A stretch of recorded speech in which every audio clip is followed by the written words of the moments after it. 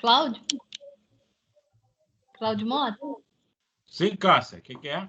Você tá vendo se tá gravando? Eu acho que não tá. Tá gravando, Começou. tá Agora gravando, começou. Começou agora. Demora um pouquinho, às vezes, né? Isso. Tudo bom, Ralf? Tamo aí. Tudo bem, Carlos? Tudo jóia. Então, eu acho que nós podemos começar, Eduardo? Porque você tem um horário, né? Vamos. 3 horas sair. Eu tenho outras 3 horas. Né? Maratona hoje. Então, eu vou dar muita coisa. Primeiro, eu queria dar boa tarde a todos que estão aqui presentes.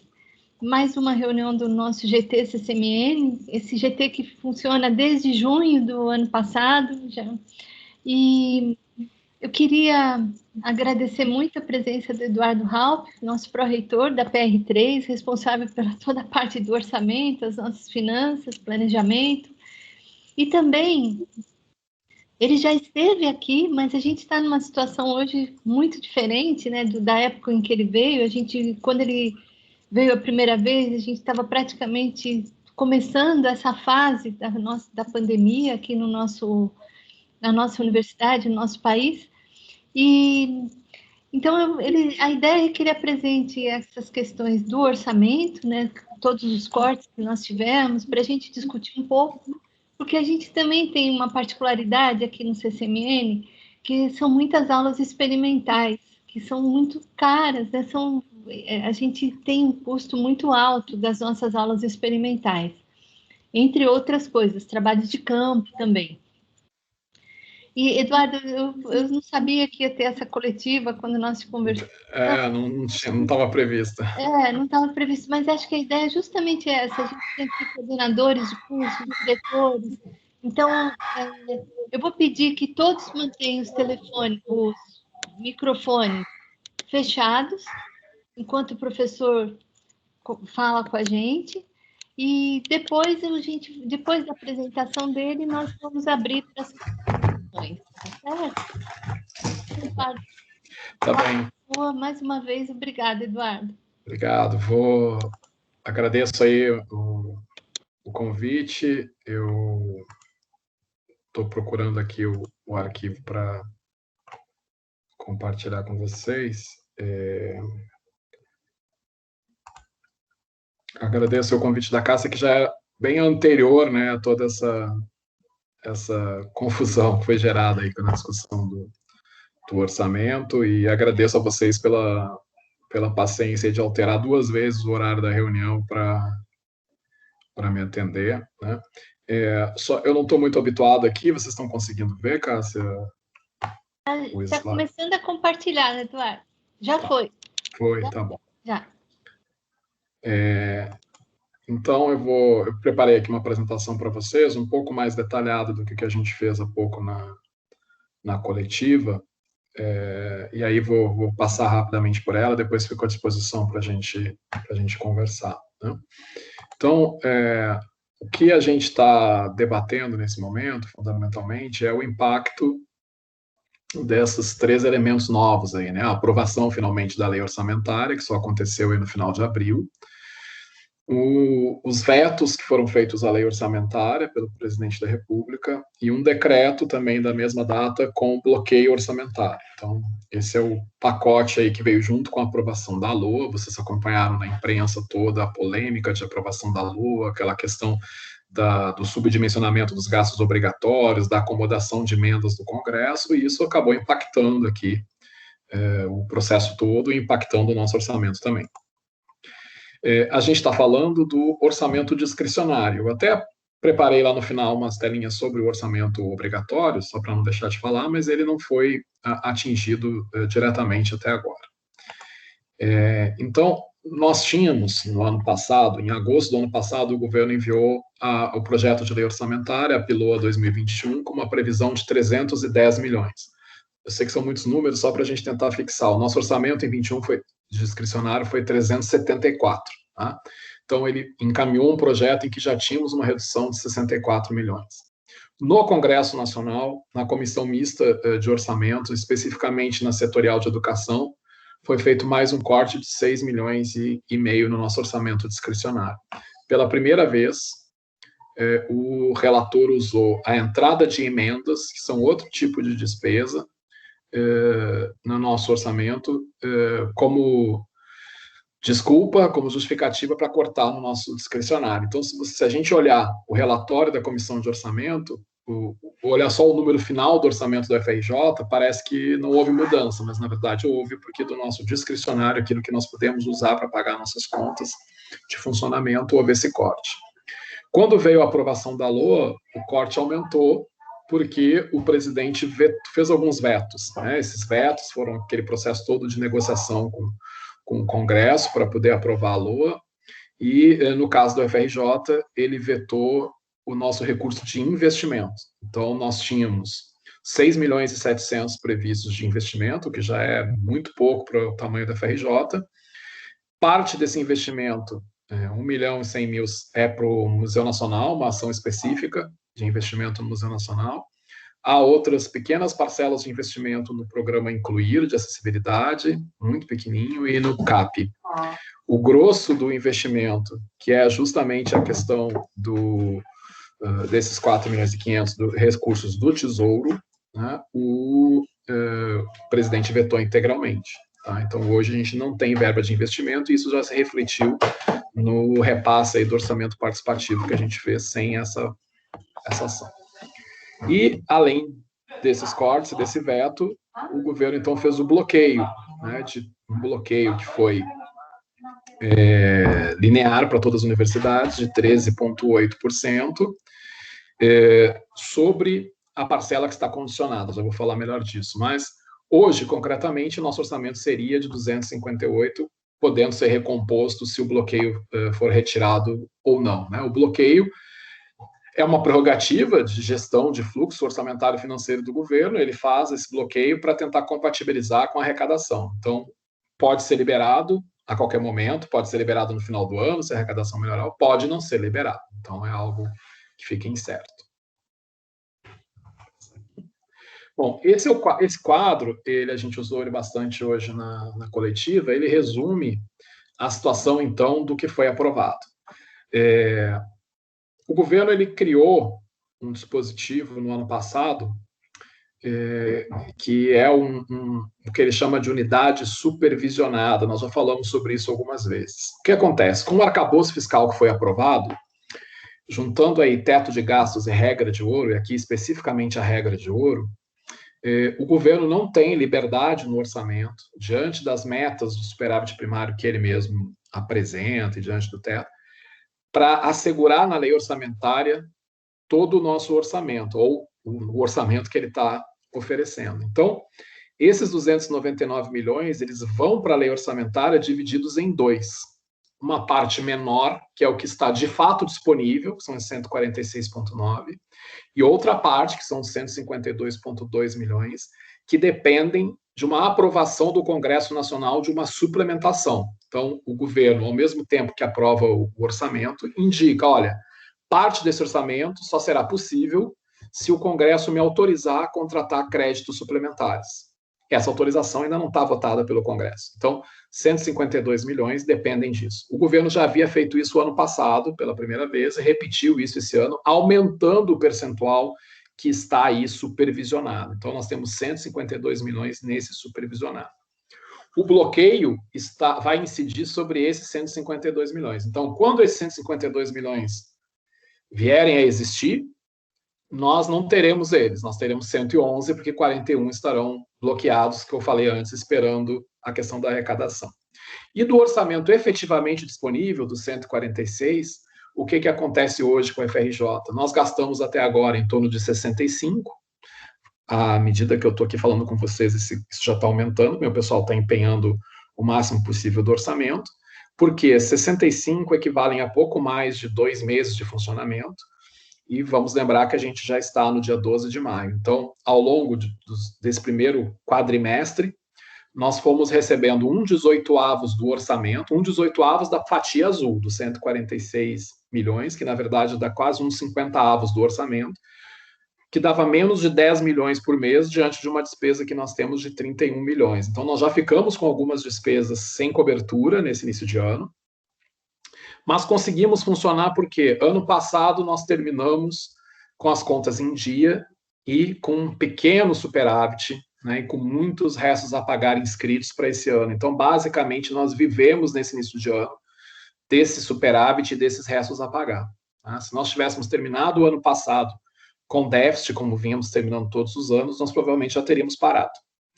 Então, conseguimos esse funcionamento com base nisso, mas agora temos, né, que desses 81 milhões cobrir parte do que não veio e cobrir, né, guardar aí para cobrir o orçamento de maio, junho, quiçá julho. Por isso, a discussão toda do artigo da Denise do Fred, enfim, fala no mês de julho, porque efetivamente o que nós temos hoje no sistema orçamentário liberado são esses 81 milhões, né, que o pessoal está lá empenhando agora, então a gente está já garantindo o empenho desses meses, e o restante depende desses fatores, aprovação do Congresso e depois do desbloqueio. Tá? Então, se houver a aprovação do Congresso, nós teremos aí um fôlego de mais 3 meses, mais ou menos. Se não houver o desbloqueio, o nosso fôlego acaba aí por volta do fim de setembro. A estimativa que a gente faz é que, na melhor das hipóteses, com todo esses 299 milhões liberados, a gente consiga empenhar os nossos pagamentos até meados de outubro. Bom, e aí como é que fica, né? Como é que fica aquela situação que vocês já estão habituados? As empresas ficam com atraso no pagamento, elas têm uma obrigação contratual de continuar prestando serviço, vai depender de cada caso, né, se isso acontecer. E é isso que tem nos preocupado, porque a situação é muito diferente da situação de anos anteriores, em que a situação econômica já era frágil, mas um pouco melhor. Desde o ano passado, a gente tem visto que as empresas não têm capacidade para suportar os atrasos, né? E a gente entende que a UFRJ não pode ficar na mão dessa incerteza. Por isso, a nossa grita nesse momento por mais orçamento, para garantir os empenhos, né? Porque a gente não pode contar com o fato de que o nosso fornecedor de vigilância, por exemplo, ele consiga suportar 2 ou 3 meses sem receber. O que a gente está vendo é o contrário. Como eles perderam muitos contratos na iniciativa privada e a redução de contratos em todos os órgãos públicos, eles têm muitos problemas hoje de fluxo de caixa, e a possibilidade de um atraso de 1 mês já tem causado muitos transtornos. Nós temos vários casos aí, até de empresas que a gente paga e que não pagam os funcionários por conta da gestão de fluxo de caixa deles. Então, há muitas questões. E é isso que a gente tem alertado. Então, a gente está nesse movimento para tentar uma recomposição que fosse pelo menos para o valor de 2020, que nos permitiria honrar os contratos que a gente já tem assinados. Eu gosto também de dizer, quer dizer, esse termo discricionário que diz, olha, é o orçamento que a gente pode usar, né, como a gente quiser, é verdade, mas parte dele já está contratado, né? Parte dele já está em contratos, e esses contratos têm cláusulas de reajuste, têm cláusulas para redução, tem limites para isso, né? Então, ele é discricionário, mas ele não é um orçamento que a gente movimente rapidamente, né? Possa reduzir rapidamente. Para além da questão do comprometimento do funcionamento, do ponto de vista estritamente dos números, ele também não reduz rápido. Bom, aqui é um panorama dessa evolução desde 2000 até 2021. Vocês vejam que o nosso orçamento ele foi ter um pico aqui por volta de 2012, né? E depois foi caindo. Aqui nesse gráfico nós temos tanto o orçamento nominal quanto o orçamento real. Em termos reais, o nosso orçamento de 2021 equivale ao nosso orçamento de 2008, quando nós tínhamos a metade do número de alunos. Né, e uma situação completamente diferente antes do Reúne, né? Então, a gente tem um quadro extremamente delicado desse ponto de vista. Deixa eu mostrar aqui para vocês. Essa questão do investimento, mais dramático ainda, né? Há uma tendência, né, a gente priorizar a questão do custeio, porque no limite é aquilo que nos permite ficar funcionando, mas a gente vê as consequências no nosso dia a dia, os incêndios, enfim, nas instalações, da falta de investimento, da falta de atualização tecnológica.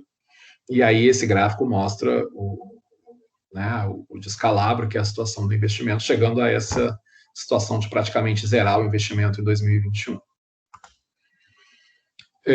Nós recebemos, é importante comentar, 17 milhões em emendas parlamentares, né? Então, temos aí essa opção, né, das emendas. Como eu disse, algumas delas até foram usadas como justificativa para diminuir o nosso funcionamento. É algo que a Andifes, né, a gente participou, eu participei pessoalmente da construção de uma nota que a Andifes denunciou isso, né, essa prática não é uma prática que a gente possa permitir que ela se perpetue, porque perderia completamente sentido a gente pedir emendas, né? O FRJ recebeu em torno de 11,8 milhões de emendas e o complexo hospitalar do FRJ, especificamente, 5,7 milhões. As emendas estão, por enquanto, bloqueadas, né? Então, não há nenhuma liberação desse orçamento de emendas até o momento. Deve ter nos próximos dias. O governo ainda não publicou o decreto de execução orçamentária e financeira, que é o que pode liberar a utilização das emendas. Ele tem prazo até o dia 21 de maio, e pelas informações que a gente tem, vai usar o prazo até o último dia, contra os nossos pleitos de que ele antecipasse emergencialmente esse decreto. Esse decreto, inclusive, tem segurado recursos de emendas do ano passado, e até ontem, esse decreto significou, a ausência desse decreto significou que o Fundo Nacional de Saúde não tivesse passado nenhum real para os nossos hospitais em 2021. Ontem, emergencialmente, diante dos nossos apelos, houve uma primeira liberação, mas a liberação só vai ter um fluxo a partir da publicação do decreto. Bom, aqui é o nosso orçamento por ações, né? Então, aqui a gente tem a descrição dele em cada uma das ações que nós realizamos, e a gente pode ver a redução que houve em cada item. Então, embora a redução média para o FRJ seja de 20,04, há uma pequena variação em cada item. Eu chamo a atenção para o fato de que, inclusive, a assistência estudantil tem uma redução aí de 19,68%, o funcionamento 20%, e, inclusive, a nossa receita própria 20%. Foi algo que nós comentamos até rapidamente hoje na coletiva, né? Muita gente questiona, pô, mas vocês não fazem nada para arrecadar? Não há estímulo nenhum para isso, né? Embora a gente saiba que isso não seja suficiente, o caminho seja realmente a recomposição de recursos do Tesouro, mesmo que isso pudesse nos dar um alívio, né, eu não tenho orçamento para isso. Essa é uma das razões, por exemplo, por que eu não internalizo recursos da CIP para pagar contas da universidade, porque a minha arrecadação chega facilmente a esses 43 milhões, né? Eu não consigo folga aqui para absorver orçamento, e isso a gente gostaria que houvesse uma mudança na legislação para permitir que as receitas próprias não tivessem subordinadas a esses tetos. Aqui uma comparação, então, entre as duas unidades, aquela do azulzinho, que está tudo liberado, e do vermelhinho, que está tudo condicionado. E aí a gente vê que, em média, 60% do nosso orçamento de funcionamento está condicionado, envolvendo tudo, né? A única coisa que está liberada 100% é a receita própria, mas essa depende da arrecadação que se dá ao longo do ano, né? Então não há ainda os 100% aqui disponíveis. O CAP aqui teve um desconto um pouquinho menor. Nós tivemos aí uma liberação do orçamento participativo, né? Isso é importante falar sempre que a gente vem a uma unidade, né? O orçamento participativo esse ano, já diante do corte que havia na PILOA, nós previmos o equivalente a apenas uma parcela, né? O que acontecia todo ano? Vinha a previsão de 3 parcelas, efetivamente se concedia 2, 1,5, né? No primeiro ano que eu estive na gestão da pró-reitoria, foi o ano do bloqueio dos 30% lá pelo Ventralb, a gente só conseguiu liberar 1,5. Ano passado conseguimos liberar mais, mas esse ano, já na previsão orçamentária, no aumento do CAOF, enfim, a gente discutiu que não seria realista prever mais do que uma, previmos uma, e tivemos que cortar desta uma a parte do investimento, tá? E também só pudemos liberar 40%, porque, como vocês viram, 60% ainda está lá na condicionada, a gente aguardando essa liberação para poder repassar para as unidades. Chegando ao final aqui, para falar da questão do orçamento de pessoal, no orçamento de pessoal a gente tem um quadro de relativa estabilidade, tá? Que acontece, na verdade, um aumento de 9%, que é o aumento vegetativo aí da folha de pagamentos, da previsão de aposentadorias, da previsão de outros benefícios, progressões e tudo mais. Então, um aumento de 9,1% do orçamento do ano passado para este, tá? O que há também, no caso das obrigatórias, é a questão do condicionamento. Então, nessa tela aqui eu mostro para vocês, por exemplo, os nossos salários, eles estão 2/3 no condicionado. Isso levou o governo a aprovar um projeto de lei emergencial no mês passado, porque já agora na folha recente, de abril, não havia saldo para o pagamento integral dos salários. Então, o governo conseguiu uma excepcionalidade, que foi a permissão para passar parte desses recursos da 93224 para 26245, mesmo sem o Congresso aprovar ainda a suplementação. Então, ele já vem operando assim, na verdade, desde março em algumas empresas estatais e na administração central, né, da União, nas autarquias, desde abril, porque senão não teria o dinheiro para pagar os salários. Então, essa liberação da 93224, ela atinge a todos e atinge, inclusive, as obrigatórias. Bom, sobre o que eu tinha para apresentar é isso, para dizer para vocês que é essa situação dramática que a gente está, né? A universidade não vai fechar porque nós não vamos deixar fechar, né? Professores, estudantes, né? Servidores, terceirizados, não vamos deixar fechar, mas a gente talvez tenha que fazer escolhas muito duras sobre o que vai poder funcionar, o que não vai poder funcionar, e é isso que a gente está alertando, que se não houver uma reversão nesse quadro, a gente vai ter que se preparar para fazer isso, né? Porque a gente também tem que ter a responsabilidade que não dá para colocar nossos servidores, nós estamos nesse contexto de pandemia, numa situação de risco, né? Em prédios sem segurança, em prédios sem limpeza, então é um debate que a gente terá que fazer. Bom, era isso, Cássia, ficou à disposição. Obrigada, Eduardo. Eu vou abrir agora para as inscrições. Eu pediria que as pessoas levantassem a mão e aí eu vou passando. Se vocês puderem se apresentar, porque a gente está aqui com um número maior de participantes do que do GTCCMN. Então, eu sei que o professor Raup não conhece todos, né? Então, eu gostaria que vocês se apresentassem antes de fazer a pergunta. Eduardo, eu posso juntar 2 ou 3 perguntas para você? Sim, por favor. Mais ágil, né? Então, vou passar para o professor Cláudio Mota. Bom, Raup, acho que a gente já se conhece aí, né? Eu vi toda a coletiva hoje, na verdade não é nem tanto pergunta, é mais reflexões aqui. Eu acho que foi o Fred que mencionou esse ponto também, agora que você falou, sobre os recursos próprios, que eu acho que isso é uma coisa que não dá para entender, né? Muito se fala, né? Vários governos, não é só nesse, acho que até o Fernando Henrique falava isso, né, que a universidade tem que gerar recursos, o governo não pode ficar bancando e tudo mais. E a gente sabe que a UFRJ gera muito recurso, né, inclusive da chamada CIP, como você bem falou, para se usar para pagar luz, água, esse tipo de coisa, tem que ir para a conta única. Então, isso não dá para entender. Qual é o argumento do governo de limitar esta utilização? Porque no momento desse, né, vamos até entender que eles estão diminuindo a verba aqui porque tem esse auxílio emergencial, pereré pão duro, mas então que deixa a gente tentar fazer o nosso trabalho de buscar recursos que a gente tem, os aluguéis lá do terreno do SEMPES, os projetos da CIP. Eu não sei como fazer para reverter isso, Raup, porque nesse momento isso vai fazer uma diferença enorme. Eu coloquei na plenária essa questão da CIP também, né, que inclusive parece que não está sendo também paga, né, mas nesse momento nem adiantaria, porque vai entrar para a conta única e vai embora. E não sei como fazer isso, sensibilizar o governo, né, para essa questão, porque isso me parece que a curtíssimo prazo, eu estou pensando no hoje, na sobrevivência, e ele teria um alívio. Não é que a gente vai sempre querer isso, mas nesse momento, cara, deixa eu usar meus recursos próprios. Eu, sinceramente, não sei qual é o argumento, isso que eu pergunto para você, qual é o argumento que o governo tem utilizado para não aumentar esse teto, né, que nesse momento faria muita diferença, né?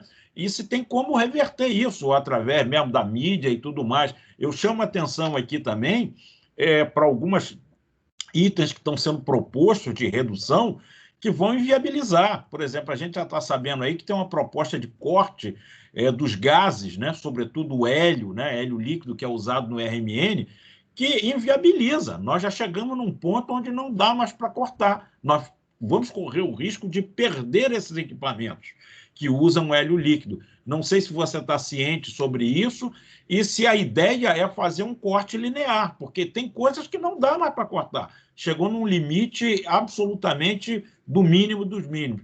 Então, era mais nisso aí.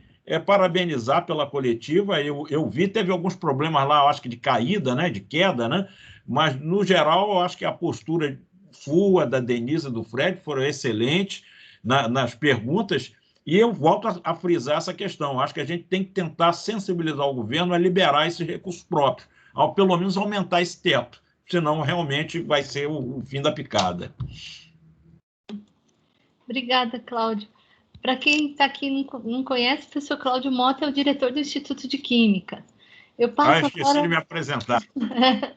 Eu passo para a professora Rosane Sangil, que também é professora do Instituto de Química, diretora adjunta de graduação e coordenadora do curso de Química Atribuições Tecnológicas. Professora Rosane. Está sem som, Rosane.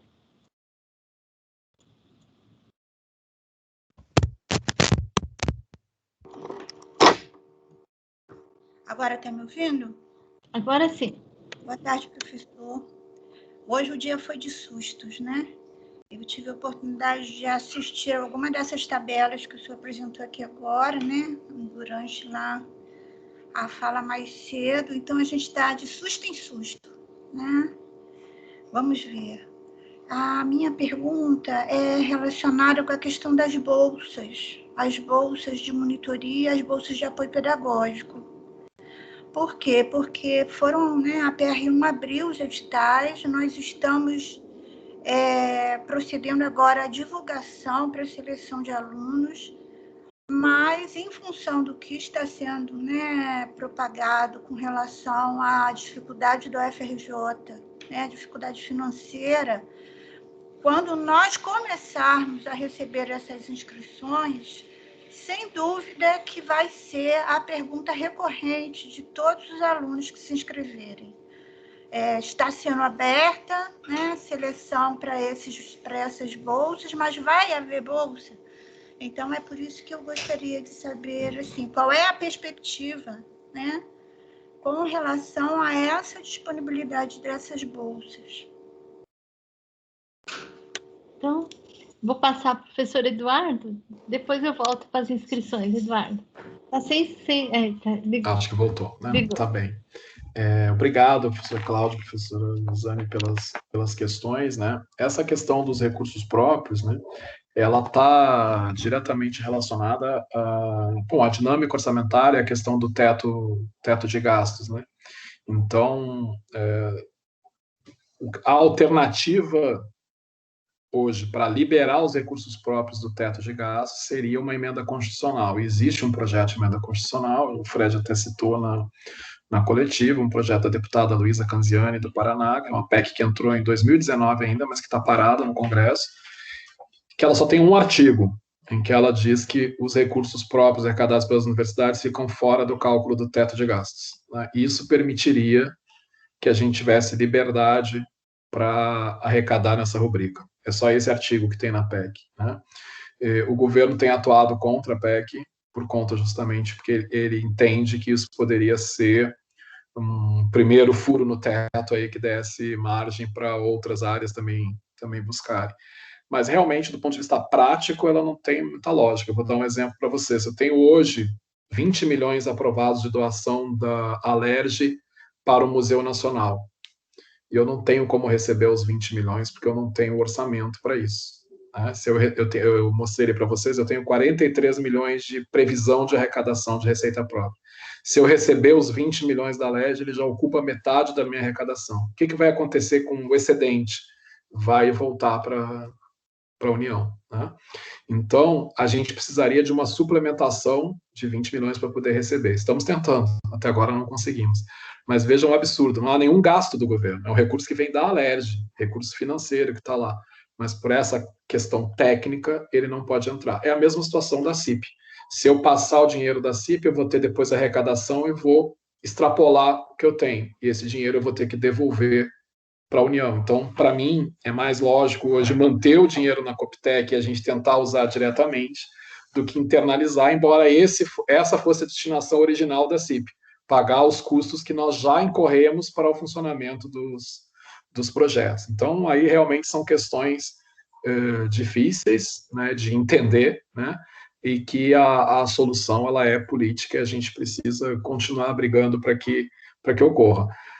Nós não acreditamos que os recursos próprios fossem solução, né? Nós criticamos isso quando da proposta do Futurice, não achamos que essa seja a solução, mas evidentemente que uma folga nos recursos próprios permitiria que pelo menos a gente desse conta de algumas demandas emergenciais sem abrir mão de lutar por mais recursos do Tesouro, obviamente, né?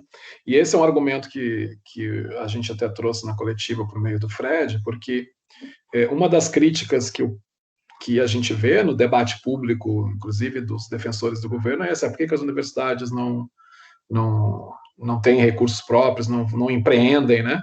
Bom, o próprio governo nos impede, porque não tem orçamento para arrecadar. Tá? Então, por aí a discussão caminha.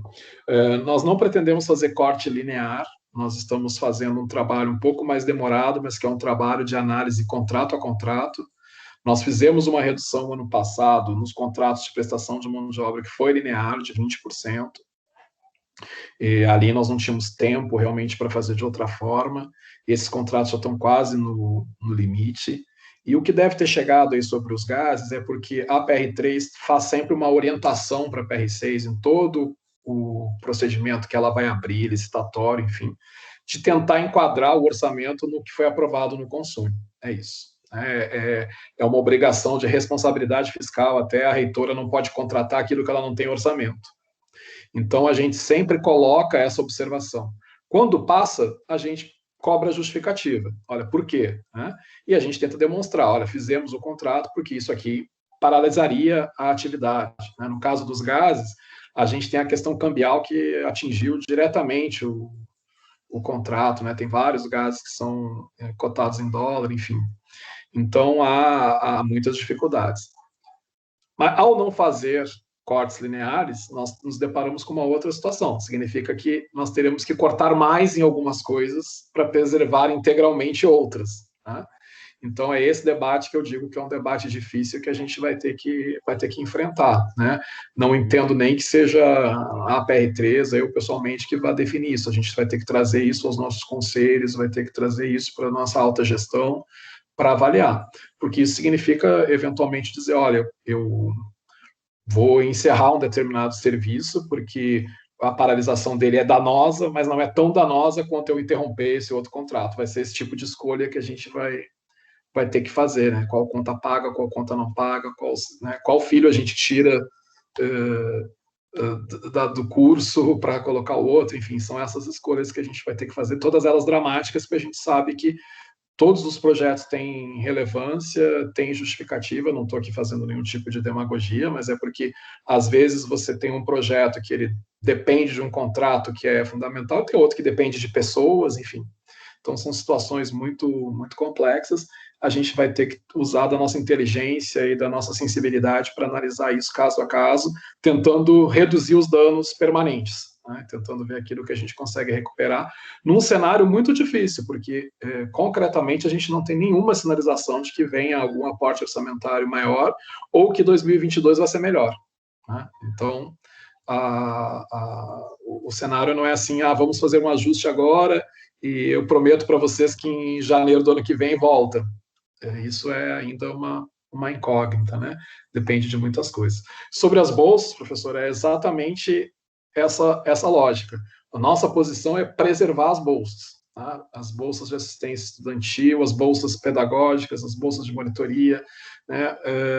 A nossa intenção, nós temos um compromisso, por exemplo, com o próprio PIBIC, né? Metade do PIBIC vem do CNPq, metade é nosso. Eu não sei como vai ser a posição do CNPq com os cortes que lá também estão acontecendo, né? Mas a nossa ideia é, nessa contabilidade aí do que continua, do que não continua, as bolsas estão em primeiro aí no nosso ranking. Então, a ideia é manter, porque a gente acha que isso é o coração da atividade da universidade, né? Então, manter, mas isso vai implicar que a gente faça outros cortes duros. Né? Então, eu vou ter que cortar outras coisas para poder manter, porque sai todo no mesmo pacote de funcionamento. Né? Mas essa é a diretriz que a gente está trabalhando. Tá ótimo. Não, já é uma resposta a ser dada, não é? Porque, com certeza, isso vai ser questionado, né? para a direção de graduação e para a direção do Instituto, com certeza. Por exemplo, na área de assistência estudantil, né, nós tínhamos uma parte do recurso voltada para recuperar alojamento, para cercar alojamento, para fazer investimento em restaurante. A parte toda que significaria algum tipo de obra, a gente está suspendendo para garantir que as bolsas permaneçam. Sim. A gente tem hoje o maior programa de assistência estudantil do Brasil, né? Com a questão da pandemia do ensino remoto, esse programa expandiu muito no ano passado, e a nossa ideia não é regredir nele, não. Ótimo. Obrigada, professor. Eduardo, antes de passar aos próximos inscritos, tem uma pergunta relacionada à bolsa do Guilherme Rissa, que ele falou das bolsas ALV, do Antônio Luiz Viana, mas essas são de recursos do CIP, não é? Isso. Essas são bolsas que a gente consegue pagar diretamente do recurso que está na fundação, né? Por quê? Quando que a gente pode usar o CIP diretamente? No mesmo enquadramento em que a gente pode usar a fundação para atividades de pesquisa científica e de inovação. E o ALV está incluído nisso, né? Então, esse recurso já está disponível na fundação, tem algum trâmite aí burocrático de convênios, enfim, mas esse recurso não foi atingido. E a gente estimula, né, que as unidades, enfim, e que a própria reitoria faça outras atividades desse tipo, usando esses recursos diretamente, que é pelo menos uma maneira da gente atenuar um pouco a perda de recursos noutra área. O Guilherme quer fazer um adendo, não sei se é relativo à bolsa, Guilherme. Se você for, porque aí tem os outros... Sim, professora Cássia. É bem breve. Em primeiro lugar, agradecer a apresentação do Eduardo, a oportunidade que a Cássia nos oferece, né? E de forma breve, é que a previsão dessas bolsas, Eduardo, eram para o ano passado, né? Originalmente sairiam antes, inclusive, da PIBIC, em junho de 2020. O resultado do edital foi adiado, acabou para outubro e nós estamos em maio. Então, eu venho escrevendo para a PR2 para ter um mínimo de previsão. Primeiro semestre, segundo semestre, 2021 não vai sair de jeito nenhum, porque os alunos, como vocês sabem, ficam ansiosos, ficam aguardando. Então, haveria alguma previsão, assim, ainda que não seja satisfatória, aquela que a gente gostaria de ouvir, mas sai esse ano ainda? Professora, obrigado, senhora, pela pergunta. Eu acho que até que acompanhei algumas discussões por e-mail sobre isso. Eu não tenho a resposta completa, porque não tenho a parte da PR2, não sei exatamente o que está trancando a saída. O que eu posso responder é que da parte do recurso ele está assegurado, tá? Nós tivemos uma dificuldade, um pouco de... A Cássia acompanha muito de perto isso, o professor Mota também. Nós temos uma dificuldade, quase uma tentativa e erro na utilização desses recursos da CIP, né? E no ano passado, quando houve o edital, a Procuradoria se debruçou pela primeira vez como qual seria o procedimento para que esse recurso efetivamente fosse utilizado de forma direta via fundação. O que é muito tranquilo do ponto de vista administrativo e legal é essa internalização, isso é tranquilo. Agora, o nosso interesse era não precisar internalizar por conta dessa limitação que acabamos de discutir dos recursos próprios e poder usar diretamente via fundação, né? E aí isso precisava de uma especificação, de um regramento interno para funcionar. Isso atrasou o início do processo. Eu imagino que o atraso seja consequência disso. Não é consequência da parte orçamentária. A parte orçamentária está lá garantida na conta CIP, na Coptec, em nome da reitoria, e à medida que esse problema burocrático for resolvido, o recurso vai ser. Então, eu não posso lhe responder completamente, ele dizer, olha, vai acontecer agora no primeiro ou no segundo, porque eu não sei qual é a extensão do problema lá burocrático. Mas, se for resolvido hoje, o dinheiro está lá para ser utilizado. Obrigada, Eduardo. Então, eu vou passar agora. A gente pode até conversar com a professora Denise Freire, Guilherme, perguntar exatamente o que está acontecendo para esse atraso.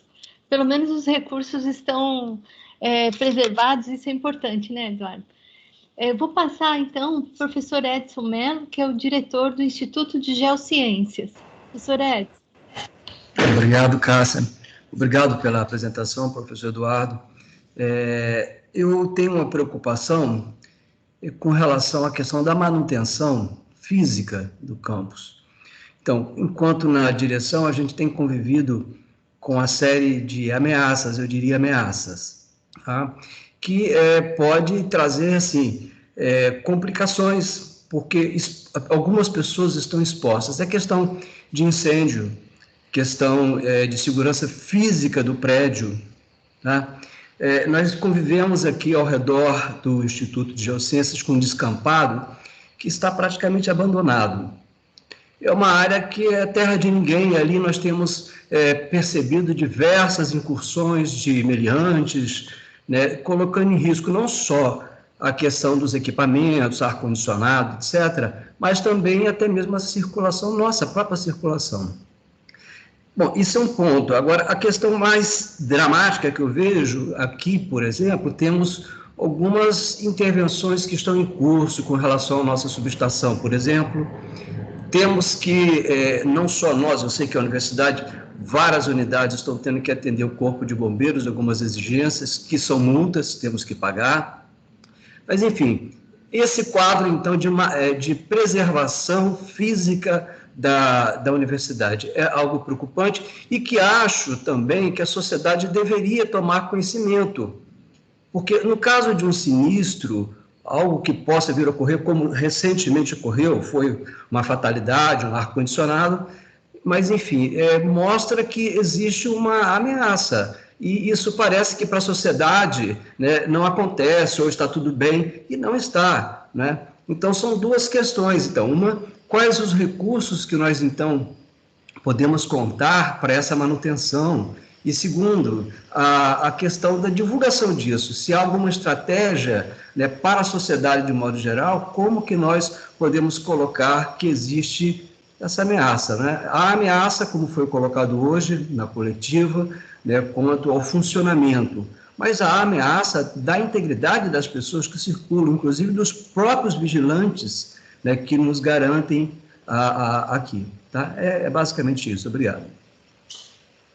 Obrigada, professor Edson. Vou passar para o professor Guerrat, que é do Instituto de Matemática, coordenador do curso de licenciatura em Matemática. Bom, eu agradeço muito pelo relatório que você fez. Eu tenho plena consciência da capacidade, da competência e da vontade de toda a equipe da UFRJ para nessa situação bem dramática. Eu tenho uma pergunta muito ingênua. A Cássia, numa outra reunião, me contou que se você não quiser que o orçamento volte à União, você tem que passar pelas fundações. Então, a minha pergunta é a seguinte: para o Museu Nacional, não seria possível criar uma fundação para a preservação e desenvolvimento do Museu Nacional, de tal modo que o dinheiro da Alerj, por exemplo, que não tem nada a ver com a federação, então não estou entendendo como as leis federais podem impedir o recebimento de um dinheiro votado pela Alerj. Então, talvez a solução seria de criar uma fundação, mas a questão é bem ingênua. Eu não estou a par de todos os problemas jurídicos que cercam essa questão, tá? Obrigado. Vou passar para o professor Eduardo. Só falei, professor Guerrat, que a gente pode fazer campanha usando as fundações, mas nem todo recurso, né? Então, Eduardo. Professor Eduardo? Será que ele caiu? Ah, tá aí, tá sim. Ah, agora foi. Deu um pique aqui. Sou eu, né? Tá bom. Vamos lá. Pegar aqui a pergunta do professor Guerrat sobre as fundações, né? Não, de fato, professor, essa situação é uma situação daquela, como a gente diz no Brasil, daquelas jabuticabas, né? Como é que pode ter o dinheiro ali disponível e a gente não poder utilizar por uma série de outros empecilhos, né? Nós tentamos que esse dinheiro fosse via fundação, né? Só que aí esse dinheiro da Alerj, né? O Tribunal de Contas do Estado ele impede, né? Então, o Tribunal de Contas do Estado exige que esse dinheiro da Alerj vá diretamente para a conta de um órgão público. Então, mesmo as fundações sendo credenciadas pelo FRJ e sendo sem fins lucrativos, elas foram impedidas de receber, né? Para mim, isso foi um choque, porque eu já contava que entrasse na fundação. O que a gente tem feito, inclusive, professor, veja, eu falei que as emendas parlamentares não foram liberadas até esse momento. Quase tudo que veio de emenda para o museu, a gente passou para as fundações. O que a gente conseguiu passar, a gente passou. O que a gente não conseguiu, nós já estamos com problema com empresas sem receber, porque não foi ainda liberado. E qual é o critério para passar, né? Que é essa questão. É que só pode passar para as fundações aquilo que está enquadrado na lei das fundações, que é pesquisa, desenvolvimento científico e tecnológico, obra laboratorial. Então, obras de infraestrutura do museu, por exemplo, como se a gente fosse fazer obras de infraestrutura no CT, no CCME, elas não podem ser feitas via fundação, se não forem claramente identificadas como ligadas a um laboratório. Aí a gente diz, mas essa obra vai beneficiar o laboratório. É questionável, então, por conta dos órgãos de controle. Então, há uma amarração aí que nem mesmo o marco da ciência, tecnologia e inovação, que é mais recente, que a gente imaginava que fosse deslindar esse problema, a gente não conseguiu. Tá? Então, temos essas amarras, a gente luta aí diariamente para tentar superá-las. Então, no caso do museu, o que se pensou hoje em dia, o que tem hoje, né, foi criado já na nossa gestão um modelo de governança que envolve a universidade, envolve os doadores, envolve a Unesco, envolve o Ministério da Educação, para tentar dar o máximo de transparência possível nas ações, né, viabilizar o recebimento de recursos de fora. Esse recurso de fora a gente consegue receber nas fundações, consegue receber na Sociedade de Amigos do Museu Nacional, mas os recursos oficiais têm esses impedimentos. Tá? Sobre as questões do professor Edson. Professor, essa é uma das coisas que por exemplo, eu vou lhe colocar. Quando saiu o artigo da Denise e do Fred, né, que teve essa repercussão toda em relação... Os estudantes fizeram uma campanha e usaram a consigna, né, de não vamos deixar o FRJ fechar, querem fechar o FRJ. Então, toda boa parte dessa polêmica, né, nós fomos também acusados por muita gente dizendo o seguinte: vocês estão fazendo alarmismo e estão querendo dizer que não dá para funcionar. Mas é uma linha tênue entre você alertar sobre a situação orçamentária, a responsabilidade por questões como o senhor está colocando. A gente sabe que há riscos altíssimos no CT, no CCMN, no CCS, instalações inadequadas. Nós temos prédios tombados que não têm uma linha de financiamento e que a todo momento tem problema. Então, é uma linha tênue entre a gente tranquilizar a comunidade e convidar a comunidade a atuar em situações de risco, né, sem que ela saiba. Então, a gente tem que também ser transparente em relação a isso. Nós criamos, no início da gestão, uma área dentro do ETU, que o professor Roberto Machado toca, para estudar esses processos de combate a incêndio e pânico, essas autuações do Corpo de Bombeiros. O professor Roberto me apresentou um orçamento que equivale a 1 ano de orçamento discricionário do FRJ para colocar tudo em dia. São 370 milhões para você colocar as nossas instalações de acordo com aquilo que seria o padrão exigido, né, para combate a incêndio e pânico, né? Então, a gente está tendo que estabelecer algumas prioridades, né? Estabelecer alguns caminhos. Não há nenhum... Há muito tempo a gente convive com a expectativa, o Ministério acenava de que haveria um edital específico para isso, um programa específico para isso. Isso não veio, né? A gente tem, inclusive, com o Ministério Público, que acompanha isso de perto, mostrado as dificuldades orçamentárias e financeiras para ver se por outros caminhos a gente consegue forçar uma vinda de recursos para isso. É uma situação extremamente grave. Tivemos esse episódio na reitoria agora, felizmente, sem vítimas, né? Mas que causa um transtorno tremendo, né? A Cássia está acompanhando de perto e colaborando muito com a solução disso. Os nossos servidores, né, de TI, com os nossos sistemas todos caindo, site, boa parte da instabilidade da live hoje se deve também a isso, né? Denise e Fred estavam lá na reitoria e a rede ainda não está plena, né? Então, nós estamos atentos para isso, mas com muita dificuldade, como o senhor sabe, de resolver. E há ainda uma questão cumulativa, né?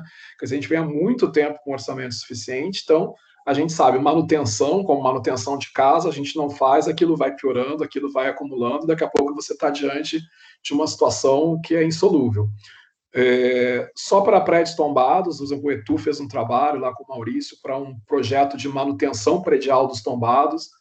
Ele tem um orçamento de 3 milhões. A nossa intenção era aprovar esse ano. Há muito tempo a gente não tem orçamento de manutenção, e a nossa ideia era fazer uma experiência com esse modelo que ele colocou, que é um modelo mínimo, uma manutenção mínima, mas capaz de ser acionada em casos de urgência.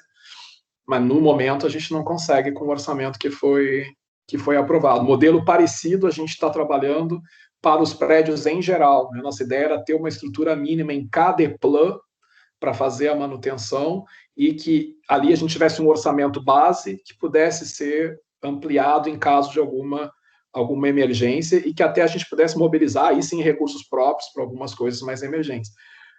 Mas hoje eu não tenho como abrir contratos novos com a situação orçamentária como está colocada. Isso não faz com que a gente deixe de estudar, a gente está trabalhando neles, a gente está, né, mas com a perspectiva ainda difícil. E na questão da segurança, ainda estamos com um problema temporário, que é a questão do fundão presente lá desse programa, que encerrou o convênio, né?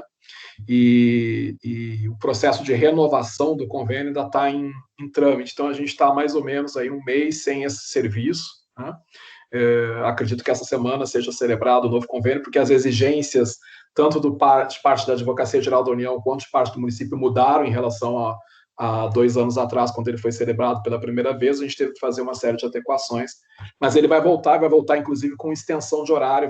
Antes ele parava, né, durante o final de semana, e agora ele vai continuar também no final de semana, então atenuou um pouco. Mas eu tenho diariamente essas preocupações, professor Edson, que o senhor colocou. Eu sei que compartilhar a angústia não resolve o problema, mas é algo que a gente tá atento, né? E a gente sabe de N situações que a gente tem nas subestações, nas instalações antigas que nós temos com elementos químicos que deveriam ser retirados, em áreas com dificuldade ambiental, a questão da acessibilidade, que Cássia é uma grande defensora dentro aí da universidade. São N intervenções que deveriam estar sendo feitas permanentemente na universidade, que foram se acumulando, e agora a gente se depara com elas cada vez mais urgentes num contexto de crise tão grave do orçamento. Obrigada, Eduardo. Só antes de passar para o próximo inscrito, você falou isso, eu pensei na nossa rampa, né? Porque no Brasil, se a gente não faz na hora que tem um recurso, sempre corre esse risco, né? Que a gente tinha essa rampa para melhorar a acessibilidade, ficou muito em cima, a questão das empresas que se inscreveram, né, foram poucas. E uma outra coisa que me preocupa também no prédio da reitoria, além de tudo, né, as aulas, a Escola de Belas Artes, tudo, tem o nosso Museu Dom João VI, que é um museu que tem obras com muito valor, e a gente já teve tantos problemas, Museu Nacional, a Capela, lá na Praia Vermelha. Então, acho que é uma coisa que tem que se pensar também, né? Onde colocar esse museu? Acho que lá vai ficar difícil. São coisas assim que eu estou anotando ao longo do que você está falando. Você tem condições de ficar até 10:03? Tenho sim. Tá. Então, eu vou passar agora a professora Juliana Valério, que é do Instituto de Computação, o nosso novo instituto. Juliana. Obrigada, Cássia. Eu agradeço muito ao professor Ralph também pela oportunidade de estar aqui conversando com a gente. E aí a minha pergunta é bem simples. Eu primeiro quero agradecer essa alerta. Eu sou do time que acha que o alerta é bem-vindo, até porque a comunidade social da UFRJ pode tentar, né, coletivamente ajudar, e a pergunta vem nessa linha.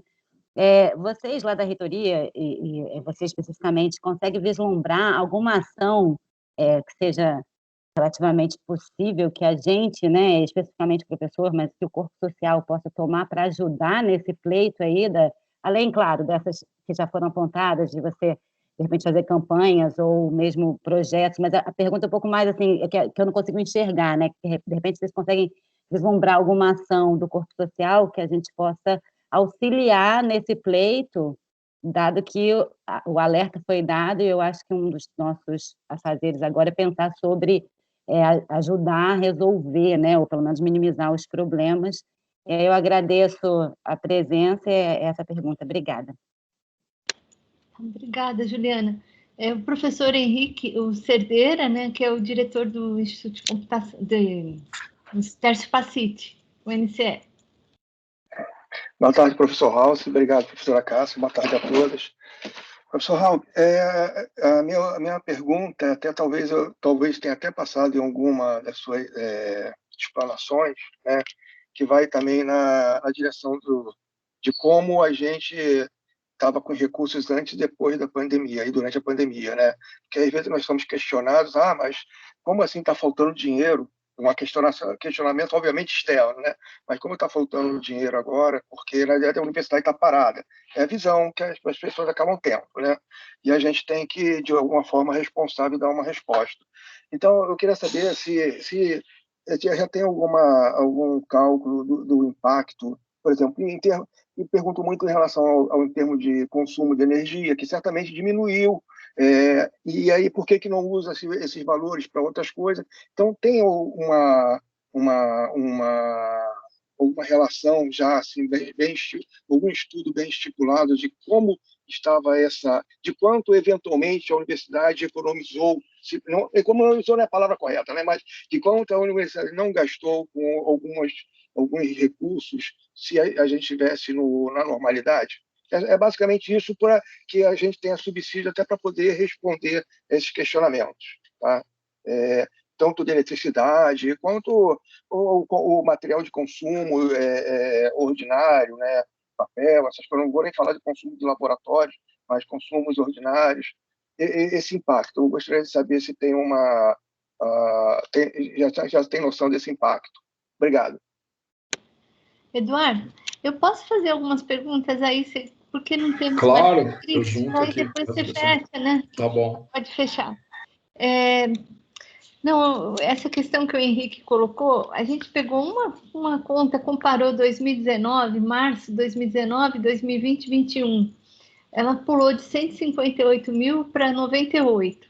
Assim, porque eu estava conversando com o professor Watanabe, da COP, e a gente estava tentando ver quanto teve de diminuição nas nossas contas. E eu tinha essas contas em mãos, até por causa do edital Eficiência Energética da Light, que ainda foi prorrogado, então a gente está aguardando para submeter nosso projeto. Mas, assim, algumas questões que eu tenho, você falou da questão do projeto do combate ao incêndio. Eu vejo também, esse valor que você falou, eu vou ser sincera, para mim é um absurdo, esse valor que a gente tem do Roberto. Eu tenho conversado com eles, porque às vezes a gente não tem condições de fazer o ideal, mas a gente poderia fazer um projeto que atendesse, assim, com segurança aos nossos centros, às nossas unidades. E eu tenho certeza que o valor poderia cair bastante. Eu tenho conversado com o pessoal da área de segurança do trabalho, no CCMN, e é muito importante que a gente tenha esse tipo de apoio, porque principalmente nós no CCMN, que temos muitas aulas experimentais, laboratórios de pesquisa com gás e tudo mais.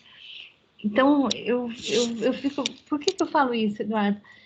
Na questão do GT do álcool, quando eu peço ao pessoal, olha, vamos fazer um orçamento do que a gente precisa, o valor vai lá para cima.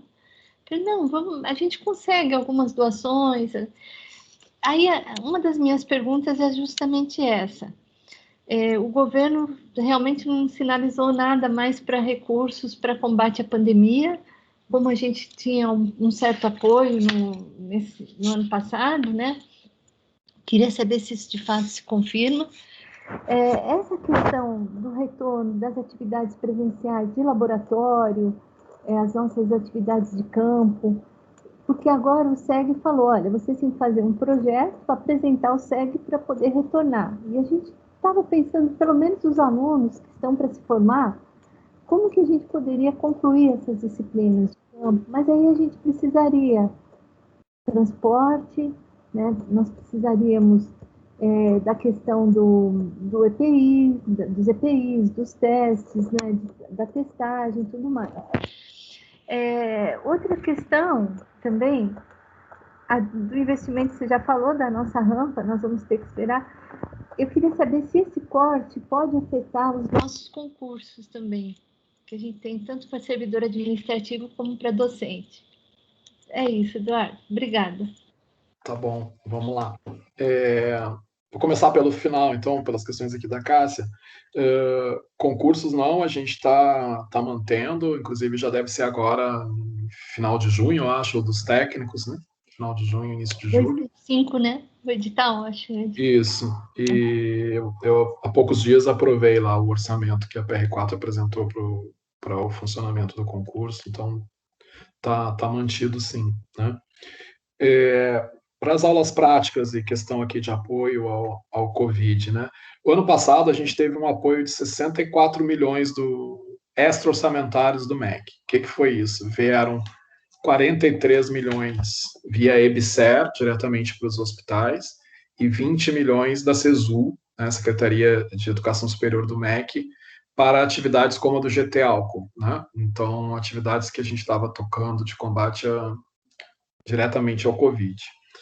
E nesse ano não teve nenhuma sinalização, até porque o decreto do ano passado que criava, né, estipulava a calamidade pública perdeu vigência, o governo não renovou, né?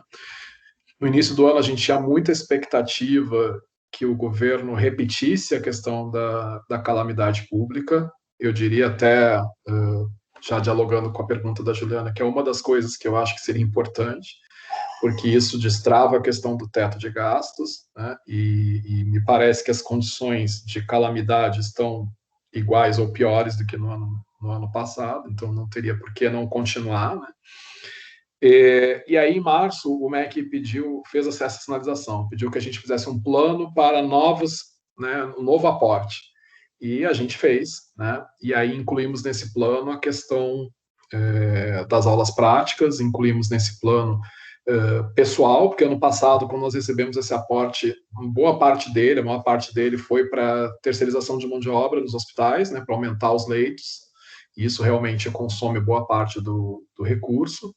Previmos também testagem, a ideia era que no caso das dos trabalhos de campo, a gente pudesse fazer bolhas, né, que a gente pudesse testar os alunos todos antes de ir, né, e os servidores, os professores envolvidos, e que aí todo mundo estando ok fosse, e a gente testasse na volta também, para evitar, né, a ideia seria criar alguns protocolos que vocês, né, e a Edson aí saberiam melhor do que eu pensar, para o trabalho em campo lá ficar só o grupo FRJ, na medida do possível, tentar não haver interação com ninguém de fora, e na volta testar, a gente estaria acompanhando de perto esses alunos e poderia com alguma segurança retomar.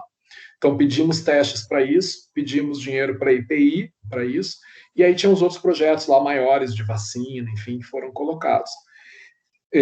Nós enviamos, o MEC pediu uma série de complementações, a gente mandou, assim, não foi um chute, a gente mandou orçamento para tudo, até porque a gente tinha contratado várias coisas ao longo de 2020, Cássia colaborou com a parte do orçamento para insumos para a produção de álcool e tudo mais.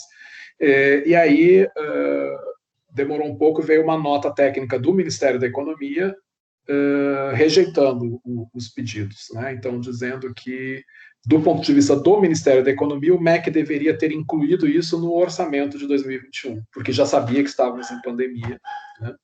Então, eu até falo assim no fórum que a gente tem de pró-reitores que é até vergonha alheia, né? Porque são dois ministérios, o ministério pede para as universidades fazerem um pedido, as universidades fazem, ele encaminha para o outro ministério responde, olha, Ministério da Educação, você deveria ter previsto isso tudo no seu orçamento e você não previu. E a gente sabe que se tivesse previsto, não ia vir, porque a gente está vendo os cortes que estão colocados. Então, não tivemos nenhuma novidade depois disso. Tá? Todas os relatos, viu, Cássia, compartilhar um pouco com vocês, os relatos do Ministério da Educação, assim, são até certo ponto melancólicos, porque eles parecem não ter uma interlocução com o Ministério da Economia, né? Esse veto, por exemplo, isso tenho certeza, o veto do investimento foi uma surpresa também para o MEC, né? A Secretaria de Orçamento do MEC não foi chamada para discutir isso foi definido na Casa Civil.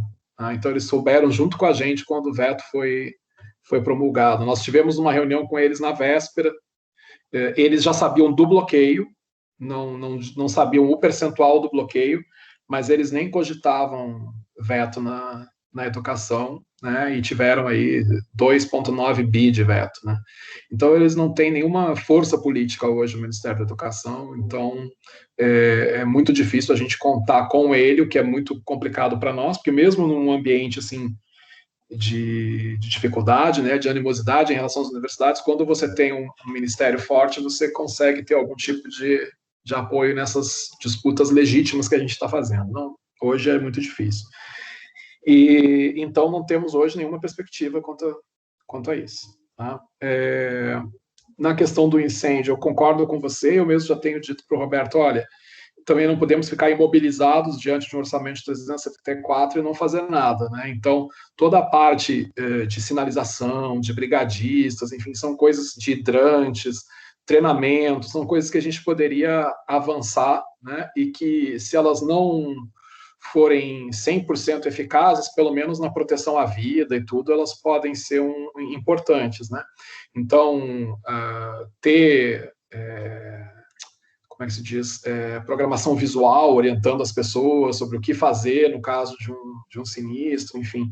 Então, eu acho que nós temos que começar por aí, né, e fazer. Estamos agora, no caso da reitoria, até apelando aí com esse fundo da Coptec. A Coptec está operando sem custo nenhum, arrecadando doações para que a gente possa fazer algumas coisas emergenciais lá, mas é necessário que a gente avance mais sistemicamente.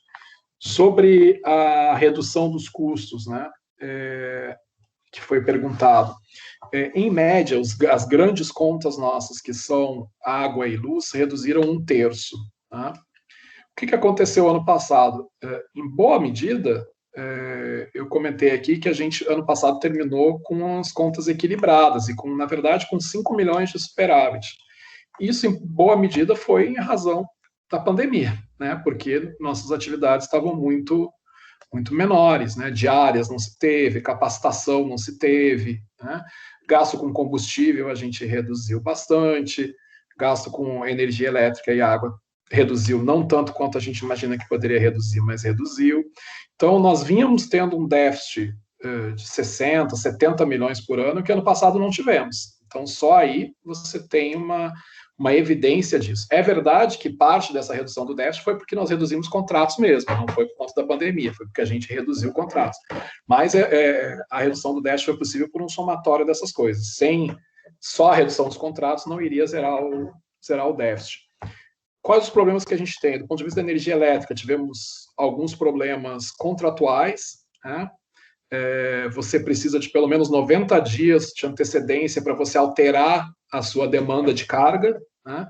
E essa é uma regulação da ANEEL e a Light não fez exceção. Então, embora nós parássemos em março, a cobrança de energia seguiu por 3 meses a carga contratada, não o uso. Tá?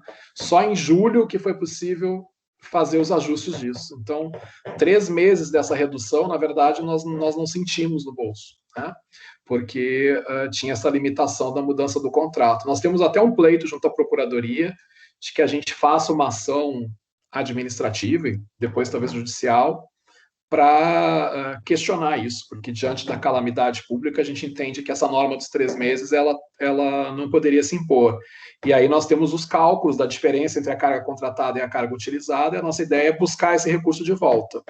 Se não for diretamente com o aporte, pelo menos nós fizemos uma pactuação ano passado da dívida que nós tínhamos com a Light, que era de quase 30 milhões, pactuamos em 5 anos, a gente quer pleitear que essa diferença já abatida desse acordo. Né? Água, a mesma coisa, tem o mesmo problema. Agora, duas coisas precisam ser lembradas. Os nossos hospitais, eles permaneceram em funcionamento e são grandes consumidores de energia, e boa parte dos nossos laboratórios, embora em ritmo menor, também permaneceram em funcionamento, né, os laboratórios de pesquisa. Então, temos aí uma parte do consumo administrativo, ele é muito menor do que o consumo nessas áreas, né? Então, os grandes clientes dentro da UFRJ, da Light e da SEDAI, eles continuaram operando. Agora, temos também um problema, e aí volto lá à questão do Edson, né, de infraestrutura também. Né? Na minha negociação com SEDAI, negociação com Light, assim, a inadequação das nossas instalações elas certamente são parte do custo que a gente paga, né? Então, a gente tem certamente vazamento, tem certamente canos aí que a gente tem muita perda d'água. Na parte de energia, a gente tem certamente instalações ineficazes, né? Que não estão adequadas. Então, há um problema aí de eficiência, né, nesses contratos que requereriam o quê? Investimento para a gente poder reduzir o custeio, né? A gente precisaria modernizar nossas instalações para consumir melhor, né? E aí a gente fica amarrado por não ter um investimento. Por isso, até sempre que eu intervenho para discutir orçamento, eu não deixo esquecer a questão do investimento, porque muito do investimento vem para você reduzir o custeio lá na frente. Então, eu não consigo modernizar minhas instalações e meu custeio continua aumentando, e muitas vezes porque eu tenho instalações ineficientes, estão velhas, estão desatualizadas, não tem controle, não consigo fazer uma substituição por tecnologias mais novas, né? Mesmo assim, houve alguma redução importante, sim, dos gastos no ano passado, e é por isso que a gente não está também pedindo assim, a gente não está pedindo um orçamento exorbitante, a gente está pedindo o mesmo orçamento do ano passado, né? Que era para permitir que a FRJ ficasse equilibrada. É isso, a gente só não queria gerar déficit, queria manter equilíbrio, manter os contratos já no nível que nós reduzimos no ano passado. Eu lembro vocês também que havia uma decisão, né, e até um clamor para que a gente não demitisse ninguém no começo da pandemia.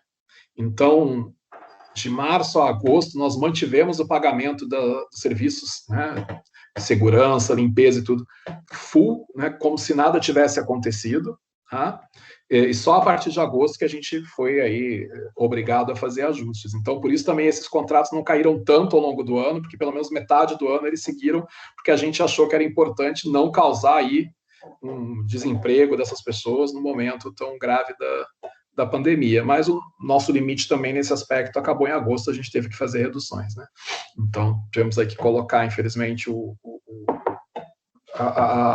trazer a realidade desses contratos ao nosso orçamento. Então, são essas questões aí que eu entendo que impedem uma redução maior. E para fechar, né, a questão do Juliano, o que fazer?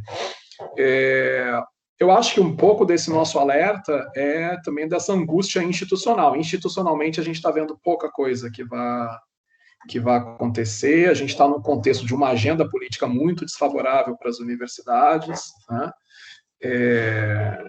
Uma agenda que não, até politicamente, ideologicamente, né, contrária e, do ponto de vista técnico, muito ineficiente. Então, o MEC não tem produzido nada, né, nem nas áreas que ele considera prioritárias, enfim, ele não tem conseguido produzir, né? Quanto mais nas universidades. Então, institucionalmente, o quadro é muito difícil. O que a gente está tentando, e a gente espera que vocês possam nos ajudar, né, nós como cidadãos, né, é fazer essa mobilização, fazer esse alerta, pressionar Congresso. Eu espero que haja alguma saída para que a gente ainda ache uma brecha no ajuste fiscal desse ano, sensível às questões da pandemia, sensível à reestruturação que a gente precisa fazer para receber nossos alunos e que permita algum aporte orçamentário extraordinário, né? Então, é um estado de mobilização permanente que a gente precisa. A gente está vendo que não é, claro, a gente sabe que não é só na FRJ, se a gente olhar o orçamento de ciência e tecnologia como um todo, né? Se tirar um pouquinho o zoom do FRJ, a gente vê que é uma tragédia, né? Então, é esse estado de mobilização permanente. A gente está fazendo ações pontuais, como essa do fundo de doação, mas eu acho mesmo que é agora uma questão da gente não deixar essa pauta cair no esquecimento, mantê-la, até porque já estamos no debate do orçamento do ano que vem e as perspectivas não são melhores, né? Então, a gente precisa, até para ter uma situação um pouquinho menos ruim em 2022, estar muito atento e muito mobilizado agora. Eduardo, eu vou dar uma informação que primeiro agradecer, lógico, mas assim, a professora Denise Freire respondeu sobre o ALV, que o Guilherme tinha perguntado. Ela falou que a maior dificuldade foi porque, como é a primeira vez que esse programa Antônio Luiz Viana utiliza recursos do CIP, então ela teve que trabalhar com o procurador para desenvolver todos os procedimentos para não ter nenhum problema legal. E são 60 projetos e, em breve, as bolsas serão pagas diretamente aos agraciados, provavelmente até meados desse ano. Que ela falou, o Zé Luiz também falou que está tudo resolvido agora, mas que foi a parte burocrática mesmo que demorou para fazer tudo de acordo com os procedimentos legais. Só para falar isso, para dar essa informação que foi colocada. Tá bem. Tá bom? Bom, então, Eduardo, olha, eu só tenho a agradecer por você ter vindo aqui mais uma vez. Eu acho que ontem eu recebi mensagem de vários estudantes que tinham entrado agora na UFRJ e que estavam pensando em ir para a UF porque a UFRJ ia fechar. Eu falei, olha, se a UFRJ fechar, a UF fecha também, porque estamos todos a mesma situação. Então, eu acho que foi muito bom você ter vindo aqui. Eu falei para eles, a gente vai resistir, porque vamos cortar algumas coisas, mas a gente não vai fechar. Eu acho que isso é um recado que a gente tem que passar para os nossos estudantes que estão tão aflitos em relação a isso. A situação é muito difícil, de fato, mas acho que trabalho sério, a gente vai conseguir, de alguma forma, superar essas principais dificuldades. Então, eu só queria agradecer muito mais uma vez, Eduardo. Eu que agradeço. Eu que agradeço. O dia hoje está terrível. Está difícil, mas foi um prazer estar aqui com vocês. Estou à disposição sempre que for preciso. Obrigado, Cássia. Obrigado a todos. Obrigada, tchau, tchau. Boas reuniões para vocês. Obrigado. Tchau, tchau. E eu agradeço a todos que estiveram aqui presentes. Não sei se alguém do GT, se quiser, ou se alguém mais quiser fazer algum comentário sobre... Eu acho que foi muito importante essa participação do professor Ralph. E acho que a gente tem que estar junto mesmo para encontrar soluções para superar essa fase tão difícil da nossa universidade. Eu deixo a palavra para vocês, gente. Se alguém quiser... Só agradecimento, Cássia. Obrigada. Vamos pensar numa coisa junto, né, coletivo? Isso aí, porque não tem muita saída, né? É atravessar esse ano e ver se as coisas mudam. A gente sabe que os trabalhos experimentais vão ter que ser feitos com muito cuidado, né? A gente está avaliando essa questão de brigada de incêndio na decania, como que a gente pode minimizar os problemas. Não tem como fazer um projeto e, assim, o que eu vejo, que eu falei para o Eduardo, a gente precisa de manutenção, não tem como. Eu vejo lá no IGEL, às vezes, entrando lá as plantas dentro das salas de aula, dos laboratórios, isso é terrível. Então, acho que isso a gente tem que investir para, pelo menos, ter a infraestrutura mínima para não acabar danificando outros equipamentos e outros ambientes de trabalho, né? Mas eu acho que foi muito bom ele estar aqui. Eu achei que foi até mais fácil de enxergar, porque eu não enxerguei direito na coletiva, Cláudia. Os números estavam muito pequenininhos, né, pelo YouTube. Mas é isso. Era até interessante ele passar isso para a gente. Eu não sei se ele passou o PDF, o PowerPoint para a gente. Eu gravei, eu posso passar o vídeo para vocês. Ele não passa. Eu tirei foto lá na plenária, eu tirei foto, se quiser eu posso te mandar. Eu fiz até uma apresentação, só que ficou monstruosa, porque você vai colando as fotos, né? Eu fiz uma apresentação, sim. Mostrei na congregação e tudo mais, mas era importante ele mandar isso, né? Eles ficaram de mandar. Eu, por acaso, consegui tirar fotos. Eu fiquei na frente do computador, pá. Mas não é bom. É porque está toda hora mudando, sabe, Cláudio? Assim, esses negócios, toda hora vem alguma orientação do governo, mudam os valores. Mas, assim, eu fiz o orçamento da UFRJ, eu fiz o parecer para o Consune. E eu estava lendo meu parecer ontem, era uns 310 milhões, né? Então, agora já está 299, uma parte bloqueada. São agora 258. É 258. Exatamente. Mas eu posso, se alguém tiver interesse, eu posso também enviar o vídeo, que tem toda essa discussão. Eu tenho interesse sim, cara.